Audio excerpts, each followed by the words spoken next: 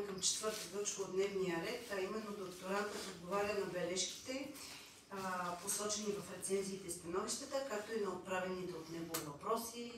Докторант Цанкова, заповядайте да отговорите на критичните бележки и въпросите, поставени в рецензиите и становищата. Благодаря за думата. В отговор на вашите забележки относно модела, моят работодател е в тясна връзка с това аз какво съм разписала, какъв модел съм използвала. Имам възможността на практика да го приложа. Така че след самото осъществено пакетно пътуване, организирано, ще мога да дам обратна връзка на вашите забележки. Но вече е в процес на проектиране, моделиране и осъществяване към определена възрастова група и към това, което аз получих като определен демографски профил от проучването, което направих. В отговор на въпроса на професор на доктор на икономическите науки Соня Милева, мога да кажа, че конкретни индикатори за успех могат да бъдат. Желаете да пусна въпросите ли? Добре. Четете презентацията, не са много подредени, както аз сега ще отговоря на тях. Могат да бъдат изведени такива индикатори за успеха на различните портфолиа на българските туроператори, като те са дали клиентите се връщат за следващото пътуване, дали програмата има повторяемост, т.е. дали има достатъчно търсено от вече от непътуващите туристи на круиз. И конкурентните цени също могат да бъдат изведени като индикатор колко успешна дадена програма на даден български туроператор. Следващият ви въпрос беше свързан с това как се позиционира българския туризъм пазар спрямо другите европейски пазари. Тук, ако правилно съм ви разбрала, става въпрос за това българските туристи кои дестинации предпочитат или защо нямаме кораби, които акостират в България, така че ще ви помоля да изясните въпроса. Втория ви въпрос, защото всъщност България на практика туроператорите в повечето случаи са или посредници, или предлагат други продукти. Ние нямаме собствени круизни, изключения може би на Дунав Турс. Ние нямаме круизни български компании, т.е. сме доставчик на основната услуга. Т.е. нашите туроператори участват на световния пазар. Т.е. ние как стоим в този круизен въобще пазар като дял, защото това също има значение към факторите за успех. Ние смятаме и във вашите данни се посочва, че представляваме незначим, пренебрежим дял от круизната индустрия. Така е, но това се дължи и като цяло на големината на нашата страна, но се наблюдава вече утвърждаване на България като пазар, който праща туристи на различни круизи. Това го имаме като данни от самите круизни компании, че пращаме все повече и повече туристи на такъв тип пътувания. Все още българските туристи предпочитат близки дестинации, като гръцки острови, Западно-източно Средиземноморие и вече са по-отворени към Северна Европа, но вече за Карибите и по-екзотичните дестинации си оставят определен сегмент от потребителите.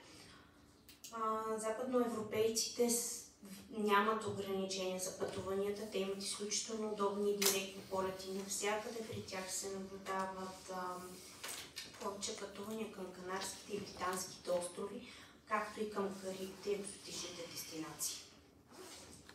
Следващия въпрос, който ми беше зададен, беше от доктор Анджелова. Как индустрията на круизния туризъм балансира между рекордния си ръст и икономическите ползи от една страна и нарастващите изисквания на устойчивост и опазване на околната среда, включително постигането на нетни нулеви емисии до 2050 година и управление на свръхтуризма в чувствителните дестинации от друга страна.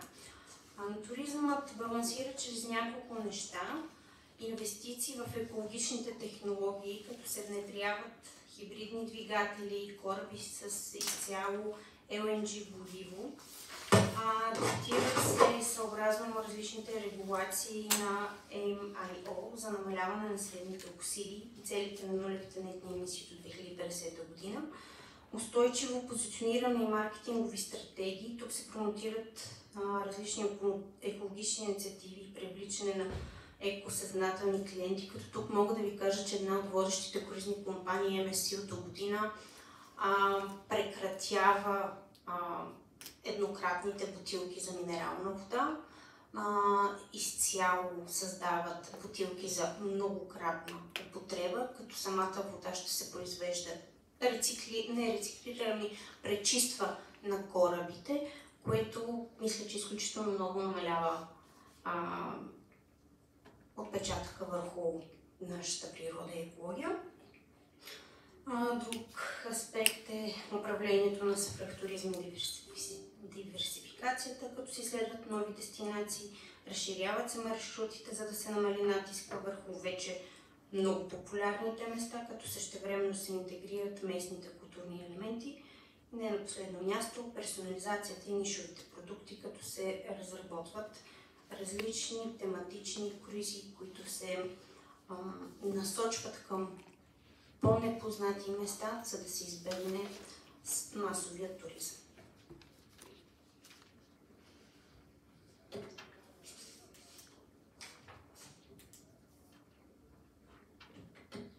Връщам се на въпросите на доцент Гътовски. Какъв модел на пакетно круизно пътуване по река Дунав в частта от българската територия бих предложила? Бих предложила пакети с тръгване от Русе, който да е насочен, да е концентриран към вино и есенна красота, където комбинират турове, включващи наземна програма, с фокус върху местни културно-исторически забележителности и дегустация на регионалните пакети. За съжаление, този въпрос и следващия, кои са основните причини да няма достатъчно популярни речни круизи по река Дунав в България, отговорът е, че те са популярни сред българските туристи, но за съжаление българинът очаква да има възможността да тръгне от България, т.е. от Русе, където преди много гостират речните круизи, но това не е възможно. Единственият туроператор, който има такава възможност е Дунав Турс, но те имат 3-4 дати в годината с една единствена налична каюта, което може да си представите, че не се търси. Изключително бързо тази каюта бива заемана и продадена. И така реално самия интерес към този продукт за мен лично се убива, когато няма възможност повече хора да се качат от Русе, за да отидат нататък по маршрута.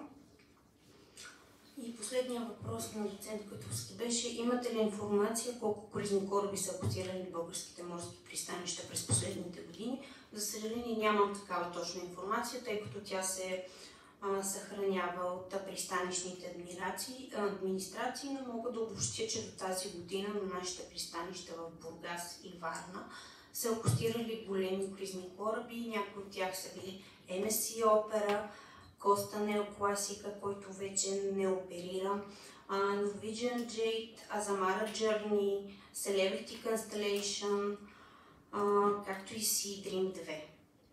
Сега, действително данните са много проблематични за изискване от пристанищния оператор по отношение на туристическата част на пристанището. Специално за Бургас се движат между 49 000 годишно пътници посетили, което беше преди COVID. Сега са около 227 919 по последни данни за миналата година. Да, но пак казвам, данните са много, понеже има и единствен човек, който отговаря в пристанище Бургас, който и крие данните и трябва да му се изиска едва ли не министъра да му разпореди да намери РБ, да му поразпореди да даде данните. И общо взето е така. Отделно, че е преместен на самия терминал от Несебър е местен в Бургас, архив минал никакъв и това е основният проблем, че на българските пристанища има два оператори на пристанището, Морска администрация, пристанищна администрация, гранична полиция, морска администрация, освен пристанищната администрация, фитосанитарен контрол, ветеринарно-медицински контрол, т.е. службите са 11, които отговарят за едно и също пристанище. Честито на този, който ще ги координира. Благодаря за допълнението, професор Димитров. Следващия въпрос беше на доцент доктор Гергана Ангелова. В какви аспекти разработения модел за пакетно производно пътуване носи добавена стойност на туроператорите при формиране на конкретни оферти на българския пазар? Разработеният модел носи добавена стойност в следните ключови аспекти.